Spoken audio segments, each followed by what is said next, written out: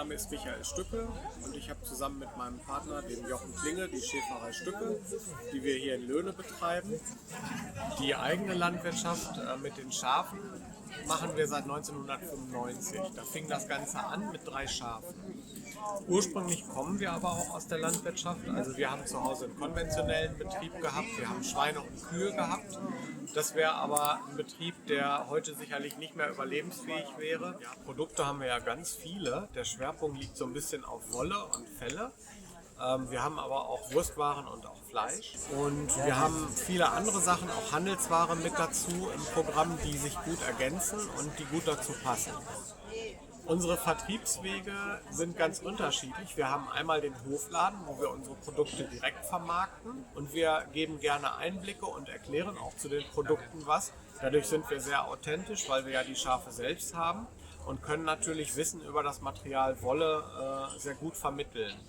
Ein anderer Zweig, ein anderer Vertriebsweg ist der Besuch von vielen verschiedenen Märkten, so wie auch dieser Landfrauenmarkt in Enger jetzt hier. Das zieht natürlich auch nochmal Leute auf den Hof zusätzlich zu besonderen Veranstaltungen. Am nächsten Wochenende ist Volkstrauertag und da haben wir unter anderem auch eine Veranstaltung. Da habe ich hier einen Flyer. Und zwar sieht das sieht so aus. Das ist eine Adventsausstellung, die wir im Schafstall machen. Jetzt haben wir für den Markt das so gemacht, dass wir in der Mitte ein Gatter aufgebaut haben. Da kommen ein paar Schafe rein, erwachsene Schafe, die ruhig sind, die sich auch streicheln lassen. Und die ganzen Stände für die Adventsausstellung kommen außen rum. Und dieser Hof war ein ehemaliger Sauenbetrieb. 2 Jahre lang stand der Hof leer und hat sozusagen auf uns gewartet. Wir haben alles selbst finanziert, was irgendwie geschafft werden musste. Was wir nicht leisten konnten, war die Betriebsverlegung nach hierher an den neuen Standort.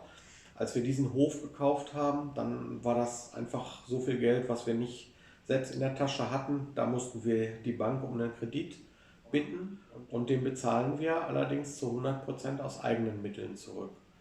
Also ja, ich habe eine handwerkliche Lehre gemacht zum Papiermacher und bin heute mittlerweile Papiertechnologe, arbeite in der Forschung und Entwicklung.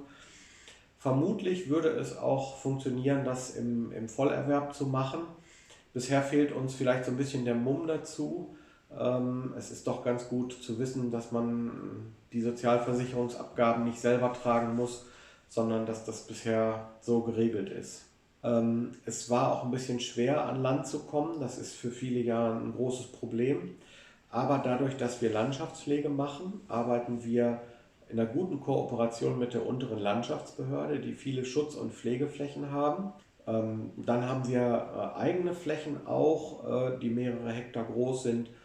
So, in Summe kann man sagen, bearbeiten wir 32 Hektar im Jahr über. Wir sind mit Schafen hier hingekommen und irgendwann, es hat ein halbes Jahr gedauert, dann war klar, wir nehmen keinem Ackerland weg. Dann haben wir auch die ersten Kontakte knüpfen können. Und mittlerweile ist es so ein guter Kontakt zu vielen, die vielleicht noch einen halben Hektar oder einen Hektar Grünland haben und das nicht anders pflegen können. Stellen Sie uns das gerne zur Verfügung. Ich würde sagen, man muss sich abheben. Man muss ein Alleinstellungsmerkmal haben. Besser, wenn man 2 oder 3 hat. Ein Ziel, was ich für die Zukunft habe, auch für uns, ist, dass wir den Betrieb irgendwann im Vollerwerb führen können und dass wir einfach was Wertvolles an die nächste Generation weitergeben können.